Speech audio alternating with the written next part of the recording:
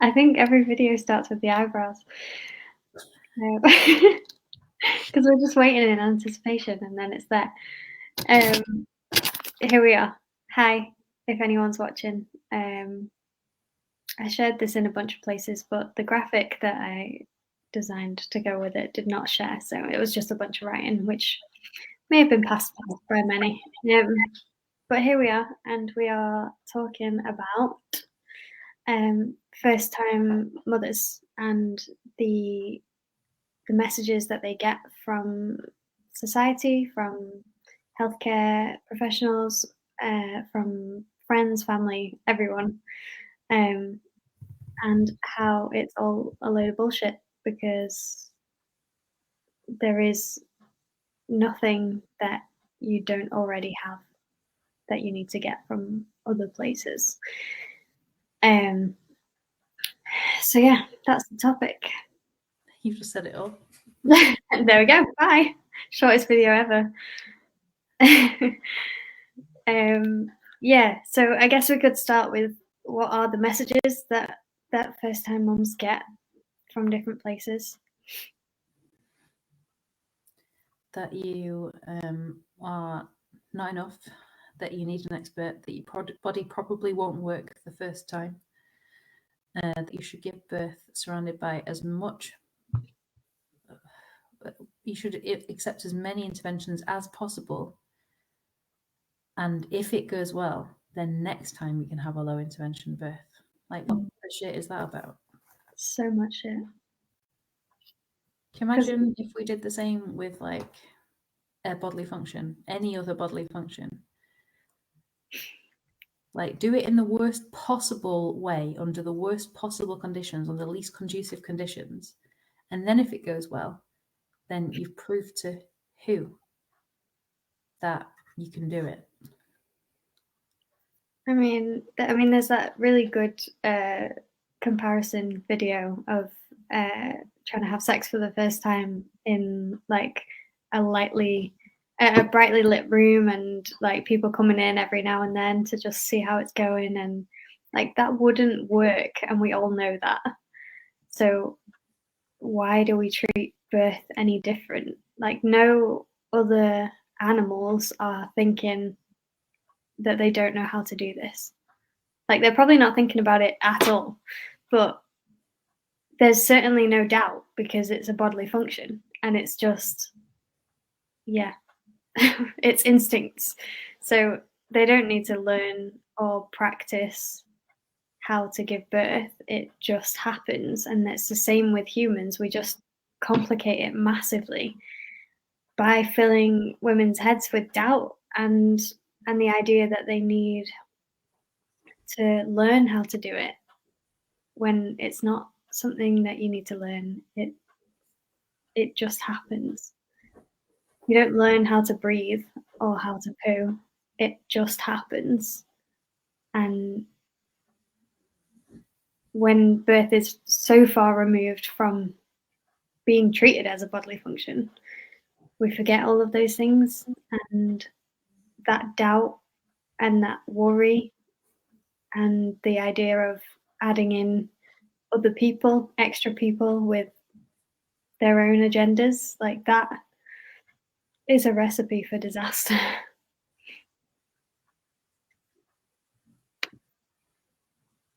I know this probably isn't on your list of things to talk about, but you know how some gorillas can learn sign language? I didn't know that, but yeah. Yeah, there's a really famous gorilla called Coco. You can look at her story, I think, on YouTube. But I wonder if the animal researchers wasted time explaining to Coco how to give birth. And I wonder what impact that would have happened, what that would have had, the knowing, when you change it from the inner knowing to the outer knowing. I wonder if, like, I don't know. I'll think on that before I speak live to the world. No, but that's exactly it, isn't it? It's the thinking that gets in the way, the overthinking, and the trying to think it out rather than just listen to your instincts and your body and just following what it's saying. It's in the knowledge that it's become more difficult. Yeah, and as soon as you're even a little bit in that world of, I suppose, even to an extent, making an informed decision, as soon as you're like looking into that and researching everything, then that's when you hear all the horror stories, and that's when you read more and find out more so that you can know more. But I just wish that we could go to knowing less. I do wish that we could go back to a time when we knew less. Because if we read, before we went to sleep every night, if we read something on all the things that could go wrong during our sleep, we wouldn't sleep very well. No. But we just trust.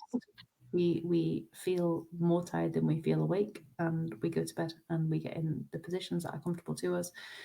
There, we set the room to be a temperature that is comfortable to us. We set that scene, and we make the environment right so that we can sleep right. It's so straightforward, and that isn't applied. So I think something we did want to talk about today was the fact that you are more than enough. You are born with everything that you need to give birth. I know, minus, the baby. It's part of the baby.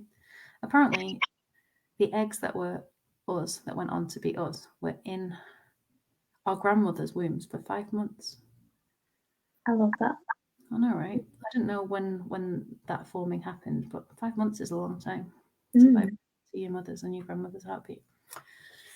So yeah, you're born with everything that you need, and every day since your own birth, you've been practicing and to give birth, because all of your bodily functions.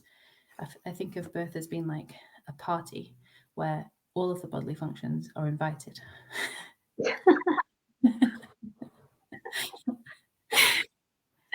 Because there's a familiarity to birth. We're set up to imagine that it's different. Maybe in the back of our minds, maybe once it used to be a bodily function. Like, no, it's first and foremost a bodily function. And all of our other bodily functions, from falling asleep to crying to sex, they all tie in to labor and birth. Not just like in an abstract way, like, no, in very visceral and direct ways. And I wish that we came at pregnancy and birth as a normal thing that we inherently know how to do, just like we know how to sneeze, we know how to cry, we know how, because our body tells us. And it's not that women's bodies have changed, and it's not a failure of women's bodies that birth has become so medicalized. It's a failure of our culture and our society that birth has become medicalized. And if we just strip that back, then women would automatically go, oh, yeah, of course I can do it.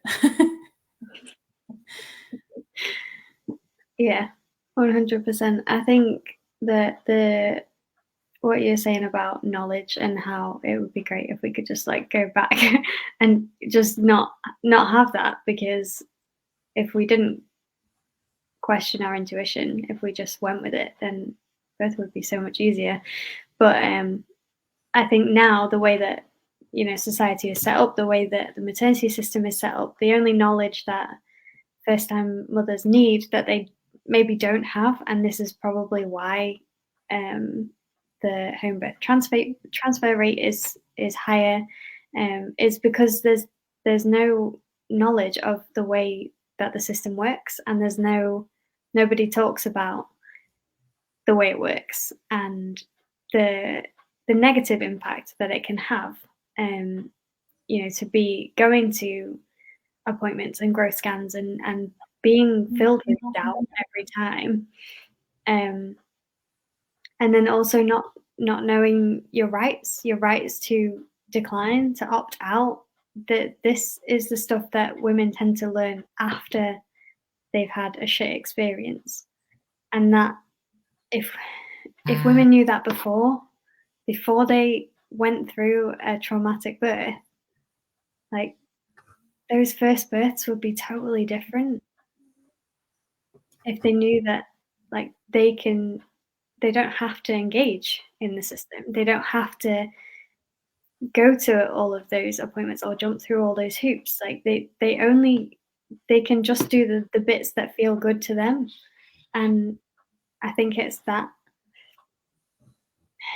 it's not when I feel like when first time mothers are being kind of warned against birth, like by healthcare professionals or friends or family, it's often like, oh yeah, well, you don't really know what it's going to be like.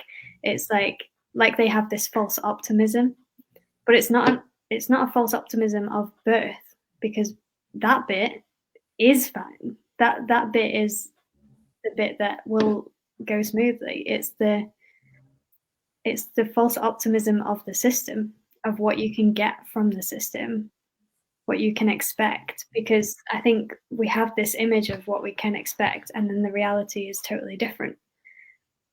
So it's setting women up to hand over their control to medical experts, and then it takes away from their own confidence and their own intuition.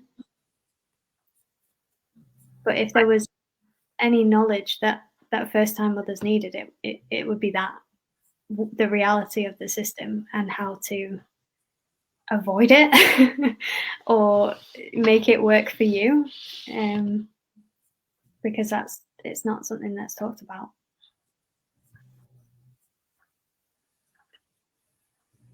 I guess like one of the worst tricks that's been pulled is making pregnancy and birth synonymous with a maternity system, and we forget that the maternity system is brand new and hasn't improved on nature.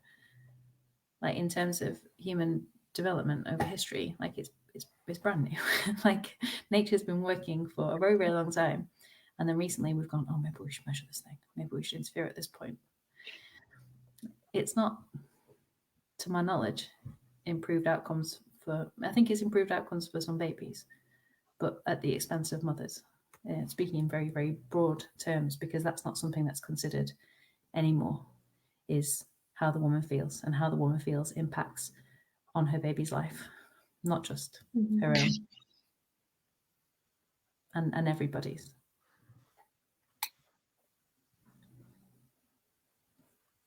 I think when a woman gives birth for the first time, it can have a huge, like, it can be a real crossroads moment, because if they give birth in their power and they believe in themselves and they just listen to their intuition, then they're going to come away from that thinking, well, yeah, that's birth, and that's awesome, and that, it's smooth and it's easy.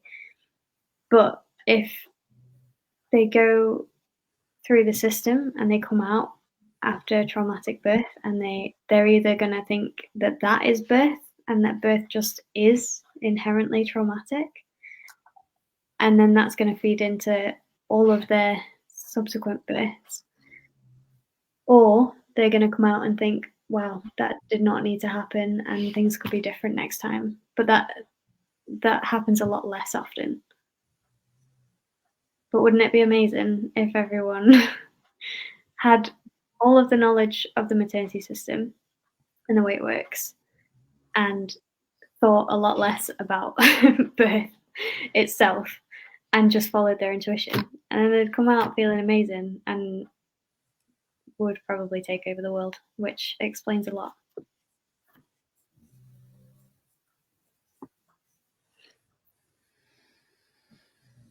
Right, go on. What else is in your notes? That was just the perfect segue, wasn't it? Perfect, perfect, smooth. I wrote down one of the phrases that is used for first-time mothers of untried uterus, and it pisses me off so much that I wasn't sure I was going to even be able to say it out loud. But this is what I'm talking about. Like, these are the messages that women are getting, that because they've never done it before, their body doesn't know what to do. And that is absolute bullshit because, I mean, we wouldn't, nobody would be here if you couldn't give birth the first time. And like you were saying before about bodily functions, I mean, our uterus is not untried. It's been working really fucking hard for a really long time, practicing every month to expel something from our body. It knows what it's doing, and it's so, the language around it is so patronizing and undermining, and it just, I think it annoys everyone. I don't think any woman has heard that and gone, oh yeah, you're probably right.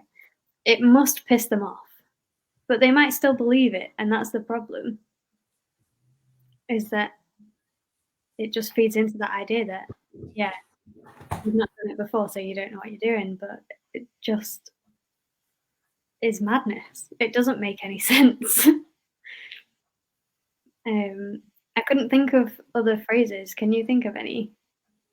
I know that they use transfer rates a lot to scare women out of home births for the first time, but they don't talk about the fact that the transfers are because midwives put time limits on labour and due dates, and it's not emergency transfers, it's bullshit transfers, and that statistic is used to scare more women into not having home births and then most likely coming out of the system traumatized. So it just feeds into itself, and it makes me mad. As it should. Make every sane person mad. Yeah.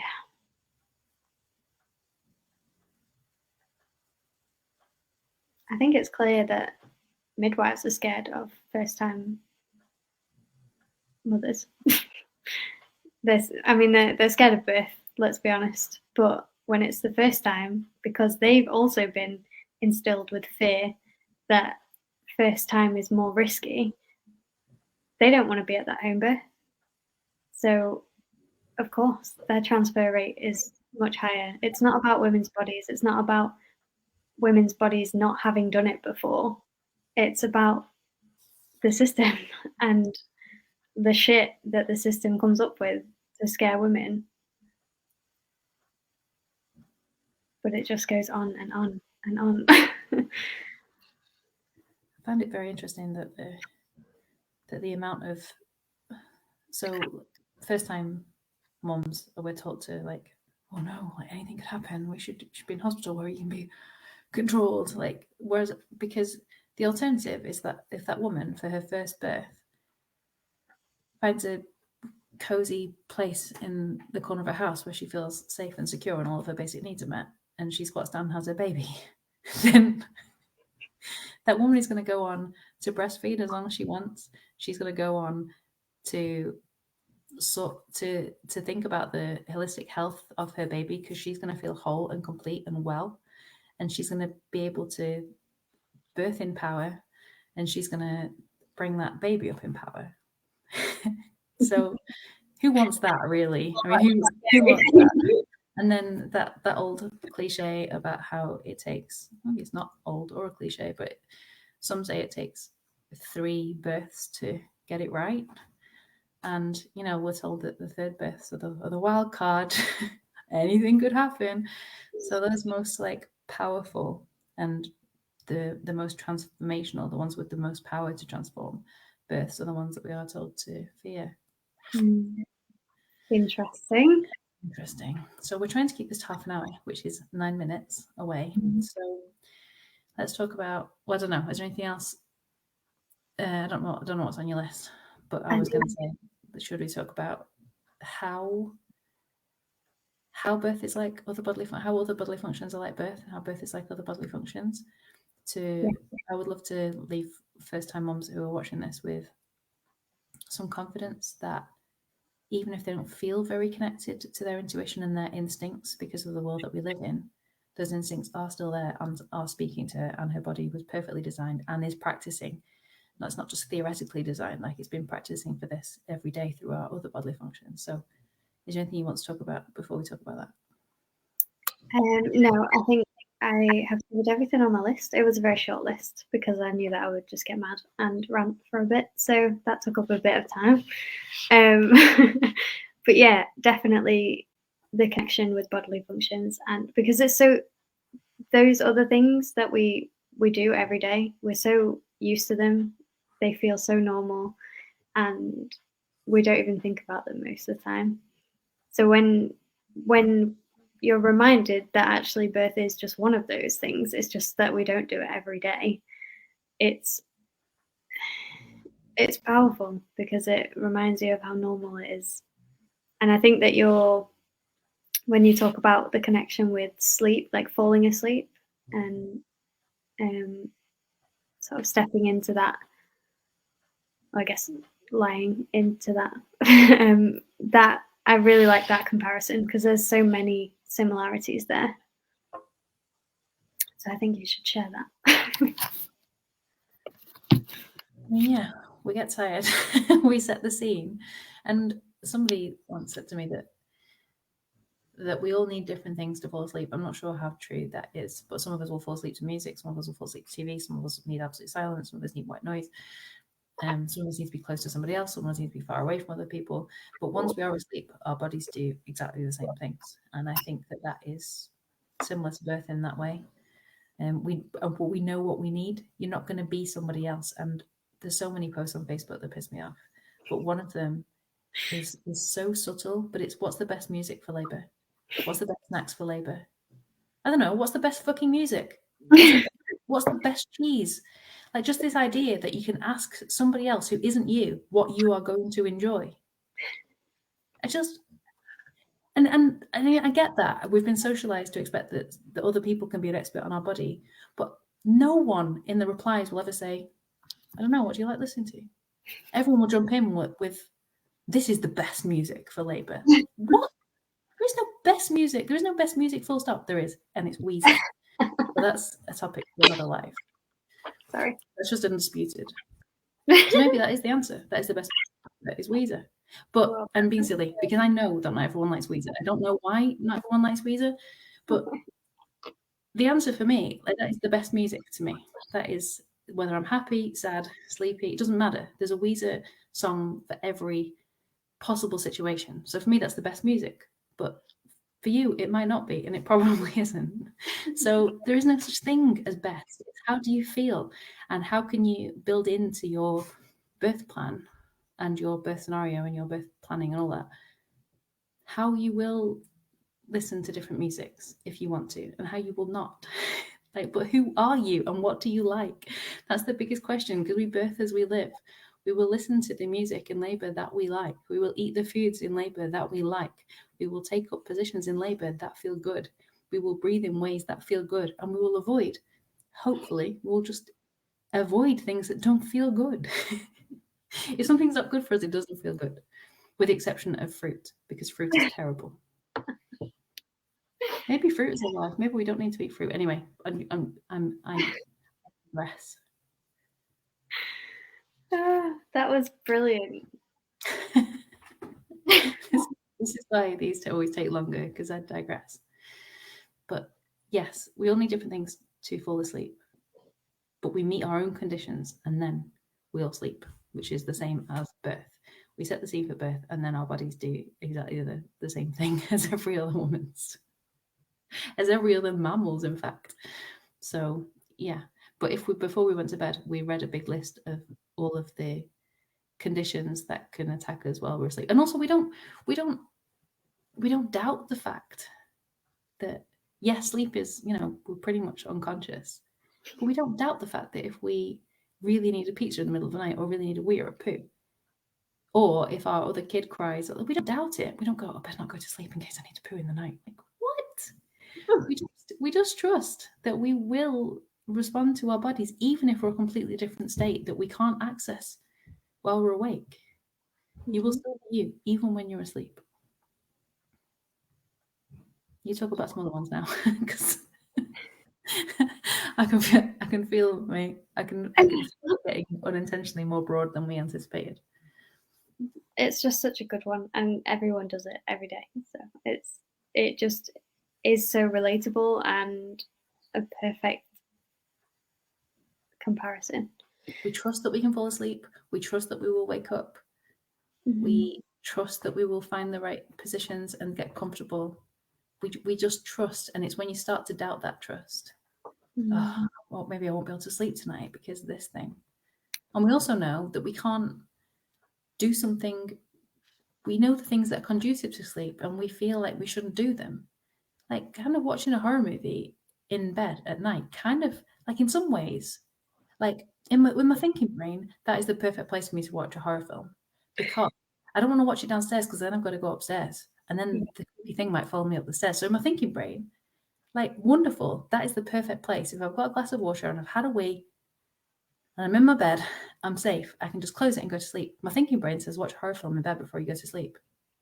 My sleeping body does not appreciate the fact that my thinking brain has put this in place because I don't get to control what my sleeping body does with the information from that horror film. And it's the same. We can think we can think and plan a good birth, but it's not your brain that's going to be in charge. See, again, not talking about bodily functions. No, but you make a good point. We've got a comment. Due dates make me mad. They make me mad and sad. It's mad. For most of human history, we would count the moons, and there'd be like 13 moons, and we'd go, baby's probably going to be born before the next full moon. And not only if we whittled it down to a week, we whittled it to a day. When we come to us and say, oh, my baby was 2 days early, like, what? He was 2 days late. Like, late for what? Yeah, there is nothing good about due dates. If you look in the history of them, it's even more. It'll make you even madder than you currently are. And I imagine you're already pretty hopping mad. I don't think I've ever said hopping mad before. It suits you. Thanks. I think, yeah, I mean, due dates in general, ridiculous. And then they are presented at the beginning of pregnancy as this, like, yeah, you know, this is the window, and, you know, it could be any time before or after that. And then the closer you get to it, it's like, how many weeks and how many days have you been pregnant? And this is how many days we're going to let you be pregnant for. Like, it changes, they change the intensity of that due date the closer you get to it, and it's just a load of shit. Can you imagine if we had like a due time for sleep? So, thank you, Julie. I agree with you there. So imagine if we just said, right, it's 8 o'clock, it's time to sleep. Why are you not asleep yet? Like, why are you not asleep? I'm just going to dilate your eyeball to see to see how ready you are for sleep. Oh yeah, it's only this close together, right? No, you're not ready for sleep yet. Like, there's no time at which you have to go to sleep by this time. Otherwise, we're gonna. I mean, there's probably a closer correlation with poop. So you ate this sandwich at 12 o'clock. So you need to go and poop it out at 12 o'clock the next day. Ready, steady, go. Okay, just knocking on. Just how you doing with that poop now? That sandwich weighed this amount of grams, so we're expecting the poop to be this amount of grams. Right, okay, so I'm just going to check how dilated your bum hole is to make sure that the poo can get out. And if not, we'll have to cut it out. That's not the recipe for a satisfying, enjoyable, or even safe poop. No. And it may not. Yes, but pooping is a good bodily function to compare birth to as well. It is. I'll let you take the lead on that one. Oh, thank you. If you're watching this video and you've never watched any of our other videos, poo comes up a lot, and you'll probably hear about it a lot from us. Yeah, because, I mean, you need those basic things to have a poo, right? You need privacy, probably quiet to some degree, because if someone's like at the door or right outside the door, it's going to put you off a bit. Yeah, you need to be able to move however you need to move, or like go when you get the urge. Not like if someone was telling you, okay, yeah, it's time to push now. It just wouldn't work. It would not happen, because that's not what your body's telling you. You're not responding to the sensations in your body. You're just listening to somebody outside who can't feel what you're feeling. And it's the same with birth. Why would anyone else be able to tell us that we need to push now. Like they're not getting any of the sensations that you're getting. It makes no sense for somebody external to be telling you that. But it's such a common part of maternity care, and it's awful. I kind of went off poo there a little bit, but we have just hit 30 minutes, so we should probably wrap it up. I feel like we've gone poo forever. The body functions. I think we should just run through the body functions and their similarities really, really quickly. Okay. It's quite similar. Birth is quite similar to crying. This big release. We can't do it if we feel watched or judged. Same with sleep, actually. You can't fall asleep if someone's watching you and expecting you to fall asleep and thinking, oh, God, you shouldn't have been asleep. But no, like you just can't. You can't fall asleep when you're watched. Somebody motherly, you can fall asleep if somebody motherly is watching you. That's what they say. Being sick, it's not like being sick because the fetal ejection reflex, which is a natural phenomenon when the birth is undisturbed, but we very rarely see it anymore, with birth being how it is. At some point, try not to say too much. At some point, your hormones will make your baby just go out. And if you've ever seen, I don't know, panda or a squirrel or any mammal give birth, the woman, the female just relaxes. She has a nice time by the looks of things, and then the baby just goes and just like comes out. And we watch that and go, wow, it's so different to human birth, but it's not. I've seen that lots of times. I've experienced that myself.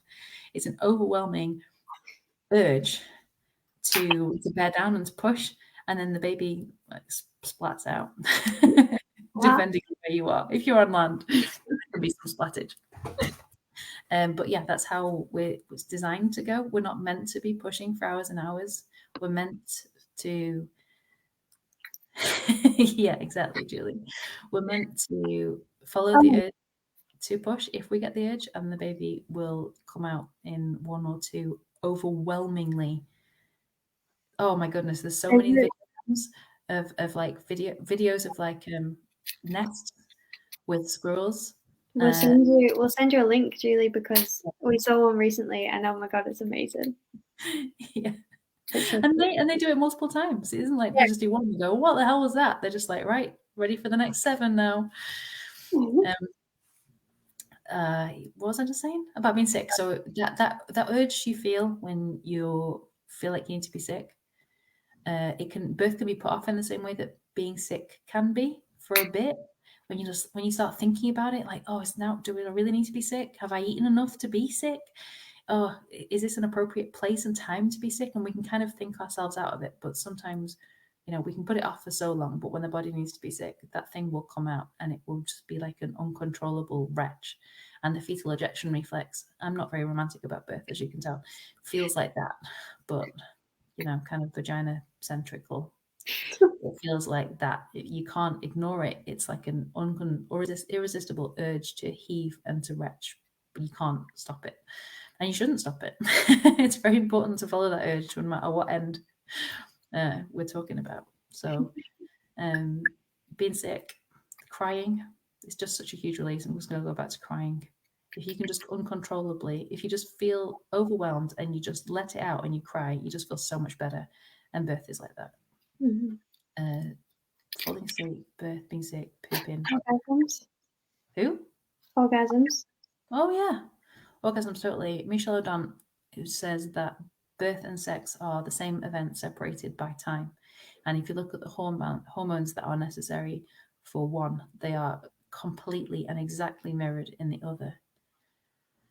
And if you're lucky, they are the same event, like literally the same event divided by time. And you can have an orgasm while you are giving birth.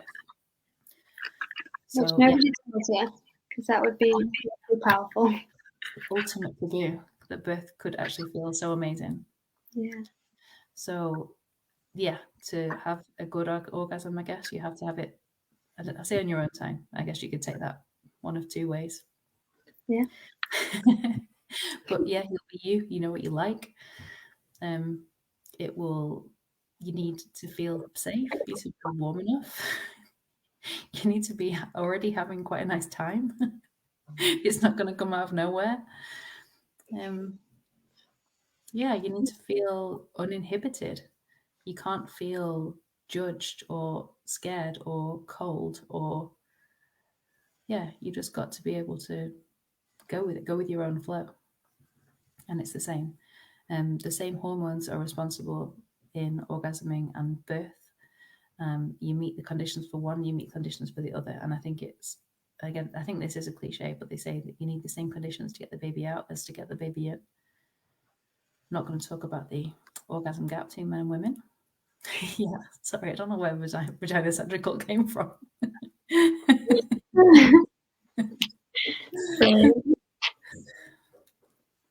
But yeah, I think that's quite a good one to to finish on. Excellent. Wrap it up. I didn't think I was gonna. If you wrap it up, you don't end up with babies, Amy. Well, that is true. Oh no! Look what I've done, and I didn't think I'd have any. We've gone from poo to sex. Are you doing? Oh yeah, bodily functions. Bodily functions. They're all connected. Are you doing cross stitch? Well, I just got a thing, a hoop. We can't see because that's the part of the camera that other people can't see. Oh, very nice. We'll see how it goes. Right then, I think that's us done. Yeah, do you want to say something about GMD? Yes, that's us.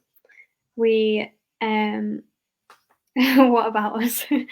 Oh yeah, like just that you can contact us and stuff. Yes, we offer lots of different support in lots of different ways. You can find all of our services on our website, which is greatermanchesterdoulas.com, or you can email us at hello@greatermanchesterdoulas.com if you have a specific question or you'd like to book in a chat. Please do let us know. We also have a birth pool hire scheme. If anyone is watching who is pregnant and is considering having a pool, and who lives enough to come and get them, who lives in Manchester or close enough to Manchester, yeah, drop us an email and we'll get that sorted. Book as early as possible. That's all I can say on that. And yeah. I suppose shout out to first-time mums who might be watching this. Yeah. We know that you have lots of fears. We know you've been told a load of bunk. There's a lot of shame and fear. A lot of shame with how susceptible we are to the bullshit. And so sometimes we just carry it and we just shove it down and go, nah, it's going to be fine. It's going to be fine. But when we're giving birth and we're feeling really vulnerable and open, those things come back up again. So get it out there. Shine a light on it. Come and speak to us. We're not going to think that it's silly or stupid. We're not going to think less of you if you really have succumbed to the bullshit. There's always time to bring it back. Let's talk about those fears. Let's talk about those myths. Let's talk about the lies that you have been told. Let's do that, with love and light. Oh God, I can't believe I just said that. Love and light. And that's us. All right, enjoy your afternoons, everybody. Thank you for watching. Wish you could edit these. No, it's us. That's just there forever now. Yeah, along with all the orgasm stuff. Great, yeah. All right, bye everyone. Bye.